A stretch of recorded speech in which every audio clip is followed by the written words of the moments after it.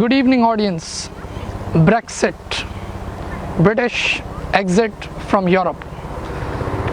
सादा लफ्ज़ों में इसको समझने के लिए एक मिसाल समझनी होगी कि एक घर है जिसमें 4 फैमिलीज़ हैं, जो 4 फैमिलीज़ उस घर को शेयर कर रही हैं और माँ बाप की इंस्ट्रक्शन पे वो चारों भाई जो हैं वो अपनी आमदनी का 20% हिस्सा हर महीने कंट्रीब्यूट करेंगे। यानी जो घर में पूल होगा हर महीने, जिससे ग्रोसरी, मेंटेनेंस, ये सारी चीज़ें होंगी, वो सब जो है वो उन भाइयों की तरफ से आएगा और हर शख्स अपनी आमदनी का 20% हिस्सा देगा। अब इशू ये है कि उसमें एक भाई जो है वो सुपर रिच है और बाकी जो 3 भाई हैं उनको हम कहते हैं सुपर पुअर है। तो अब हो ये रहा है कि जो भाई सुपर रिच है उसकी आमदनी ज़्यादा है और जब वो 20% देता है तो उसका कंट्रीब्यूशन भी ज़्यादा है, लेकिन एट दी एंड जो वो पूल होता है, जब पैसा जो जमा होता है, उसमें से जो उसको बेनिफिट मिल रहा है वो कम है और यही वो उसको ग्रीवेंस है, यही उसको नाराज़गी है और वो चाह रहा है कि क्यों ना मैं इस घर से अलग हो जाऊं। बस यूके भी यूँ समझें कि वो बड़ा और वो अमीर बच्चा ही है, या वो अमीर बच्चा था यूरोपियन यूनियन का, कि जिसने कहा कि ऐसा करते हैं कि जो मेरा कंट्रीब्यूशन है, जो यूरोपियन यूनियन की जो मेंबरशिप की फ़ीस है वो ज़्यादा है कंपेयर टू द बेनिफिट जो मैं हासिल कर रहा हूँ। और इसी वजह से जो इन्होंने रेफरेंडम किया और आवाम की राय ली, ऑल्दो आर्टिकल 15 इनके पास मौजूद था, लेकिन उसके बावजूद जो इन्होंने आवाम की राय ली तो ज़ाहिर है मेजॉरिटी ने उसी अमीर बच्चे की तरह सोचा कि अलग होने में ही बेहतरी है। अच्छा, उसके बाद जो कुछ ट्रिगर्स थे, जो वजूहात बनी, उसमें एक बहुत बड़ी वजह ये भी थी। एक वजह तो मैंने आपके सामने रही कि कंट्रीब्यूशन बहुत ज़्यादा था। दूसरी जो बड़ी वजह थी वो ये थी, देखिए यूरोपियन यूनियन में रहते हुए फ्रीडम इन 4 चीज़ों का ही है। Free movement of capital, movement of goods, movement of services and freedom of people. कि यूरोपियन यूनियन के आप मेंबर हैं तो आप एक मुल्क से दूसरे मुल्क में, with in the European nation, आप एक मुल्क से दूसरे मुल्क में जाके काम भी कर सकते हैं, रह भी सकते हैं, इवन सर्विसेज वगैरह वो सब भी उनकी एंजॉय कर सकते हैं। तो ये जो 4 चीज़ों का फ्रीडम था उसमें से 3 चीज़ों की मूवमेंट तो कम थी, पीपल की मूवमेंट बहुत ज़्यादा हो गई। यानी जो ईस्टर्न यूरोप और इस तरफ से जो गरीब मुल्कों के जो लोग थे वो ज़्यादा यूके में आके रहने लगे। और ये भी एक बहुत बड़ी नाराज़गी और बहुत बड़ा गम गुस्सा था उनको कि जब कहीं कोई जॉब क्रिएट होती थी तो जो नेटिव और वहाँ का जो लोकल बाशिंदा था, जो ब्रिटिश, वो कहता था कि मेरी जॉब पे जो है वो पहला हक मेरा है, लेकिन ये आ रहे हैं जो गरीब मुल्कों से, और यकीनन जब ये आ रहे हैं तो ये कम पैसों पे काम करने को भी तैयार हैं कंपेयर टू द लोकल और नेटिव बंदा।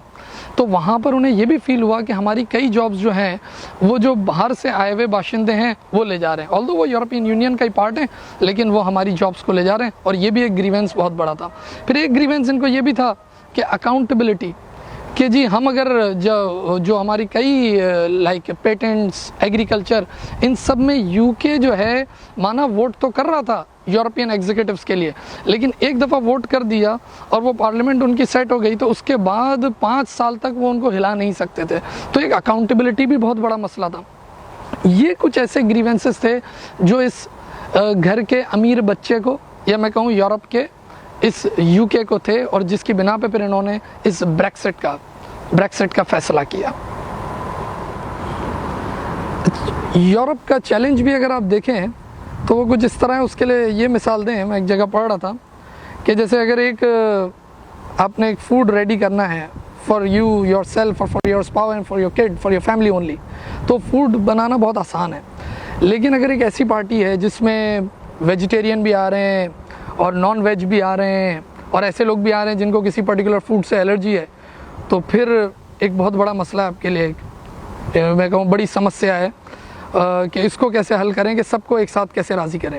वही वन साइज़ फिट्स ऑल, ये तो फिर 27 नेशंस को चला रहे हैं एक करेंसी के साथ। यूके खैर एक्सेप्शन था, कहीं तो 4 सूबे चलाना मुश्किल हो जाता है एक साथ। और ये मसला सिर्फ यूरोप का ही नहीं है, यूएस में भी अगर आप देखें, लेकिन लकीली एक ही कंट्री है, वरना अदरवाइज़ यहाँ भी कुछ ऐसे स्टेट्स भी हैं जैसे मिसिसिपी है, अलाबामा है, और वो ज़ाहिर है पुअर स्टेट्स हैं जिनको फिर जो फंड हो रहा है वेलफेयर सिस्टम के थ्रू वो आ रहा है कैलिफोर्निया से, न्यूयॉर्क से, इन रिच स्टेट से आ रहा है, लेकिन कंट्री एक ही है।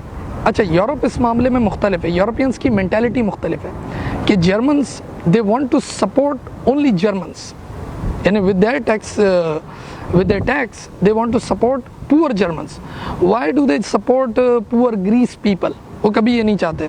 इधर थोड़ी मेंटालिटी का भी मसला है। कंट्रीज नेशन अलग हैं, करेंसी चाहे वो एक लेके चल रहे हों, वो भी बहुत बड़ा चैलेंज 27 नेशन 26-27 नेशन को चलाना, लेकिन कल्चर में, मेंटालिटी में, लैंग्वेज में, इन सब चीज़ों में ये बहुत मुख्तलिफ है। हम खुद, मेरा अपना एक्सपीरियंस यूरोप का रहा है और मैंने भी देखा अपने बड़े एक्टिव वो वहाँ फ्रेंड्स वगैरह उनको भी, कि माना वो सेल्समैन जो थे वो बायलिंगुअल भी थे, उनको अंग्रेज़ी आती भी थी, लेकिन वो बोलते थे नहीं हम बोलेंगे तो सिर्फ फ्रेंच ही बोलेंगे, उसके अलावा नहीं बोलेंगे। यानी ये अपने कल्चर में, अपनी मेंटालिटी में, उसमें ये बहुत ज़्यादा यूँ अब मैं कहूँ कि रिजिड भी हैं, कि वो इस मामले में शेयरिंग नहीं चाहते। और यही हाल फिर इसका भी हुआ। आप देखें ना, नेक्स्ट डे जहाँ ये ब्रेक्सिट हुआ, नेक्स्ट डे हेट क्राइम बहुत बढ़ा, वो रेसिज्म वाली बात, कि नेक्स्ट डे फिर ये चीज़ बहुत शुरू हो गई कि तुम जो हो वो नॉन ब्रिटिशर हो। यानी पहले तो साथ ही रह रहे थे ना, मैंने जैसे अभी बताया कि वो भी यंग कंट्री से निकलते हुए इस तरफ आ रहा है, आ सकता था, लेकिन फिर नेक्स्ट डे फिर ये शुरू हो गया कि तुम नॉन यूके हो, नॉन ब्रिटिशर हो और हम ब्रिटिशर हैं। ये चीज़ नेक्स्ट डे शुरू हो गई थी और कई इम्पैक्ट पड़े थे नेक्स्ट डे। ज़ाहिर है इनकी स्टॉक मार्केट वो भी डिस्टर्ब हुई थी, लेकिन ज़ाहिर है गवर्नमेंट ने इमीडिएट फंडिंग करके उसको उठा दिया था। ऑल्दो पाउंड को आपने देखा कि पाउंड जो है वो मुतासर हुआ, इतना जो कई डिकेड्स में नहीं हुआ। अच्छा, जहाँ वो मसला एम्प्लॉयमेंट का था कंपनीज़ के लिए, फिर एक बुरी खबर भी है, स्पेशली जिन्होंने इन्वेस्ट किया था ये सोच के, ब्रेक्सिट से पहले उन्होंने ये सोच के इन्वेस्ट किया था कि we will get some cheap labour comparatively, लेकिन अब तो वो लेबर वाला मामला भी फिर ख़त्म हो गया या हो जाएगा ऑलमोस्ट, कि जी अब तो वो अलाउ ही नहीं करेंगे, बॉर्डर को जो सील करेंगे। यूरोप के लिए कॉम्प्लेक्सिटी अगर आप देखें तो वो ये भी है कि वो ऐसा कोई प्रेसिडेंट या ऐसी कोई तारीख भी रकम नहीं करना चाहता। नॉर्वे का केस हमारे सामने है कि माना वो, लेकिन स्टिल अगर उसे सिंगल मार्केट का पार्ट रहना है तो उसको फ़ीस ज़रूर देनी है। अब यूके अगर ये चाहता है कि वो फ़ीस ना दे तो फिर यूरोप के लिए ये भी बड़ा मसला है। जो नेगोशिएशन ज़ाहिर है वो नेगोशिएशन प्रोसेस में ये बहुत बड़ा हर्डल आएगा कि एक बहू के साथ एक्स ट्रीटमेंट और दूसरी बहू के साथ वाई ट्रीटमेंट, ये हरगिज़ नहीं चलेगा। और ये यूरोप के लिए एक बहुत बड़ा चैलेंज होगा कि जिस तरह घर में अनफेयर ट्रीटमेंट नहीं चल सकता, बिल्कुल इसी तरह ये भी ऐसा कोई प्रेसिडेंट हमारे सामने, कनाडा की मिसाल है, स्विट्ज़रलैंड की मिसाल है और नॉर्वे का तो मैंने अभी जिक्र भी किया आपसे, कि वो चाहेंगे कि ठीक है अगर आप यूरोप से बाहर जाते हो आप चले जाओ, लेकिन अगर इस मार्केट का, स्ट्रेट का पार्ट रहना है तो उसके लिए आपको फिर जो कंट्रीब्यूशन है वो फेयर कंट्रीब्यूशन देना होगा। अभी ये बताना कि ये अच्छा है या बुरा है, शॉर्ट टर्म में कैसा है, लॉन्ग टर्म में कैसा है, ये कबल अज़ वक्त होगा और अभी बहुत कुछ अनसर्टन है।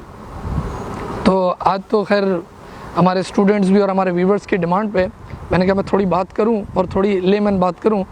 Hope you got the point, the term Brexit. Thank you for listening and have a good remaining day.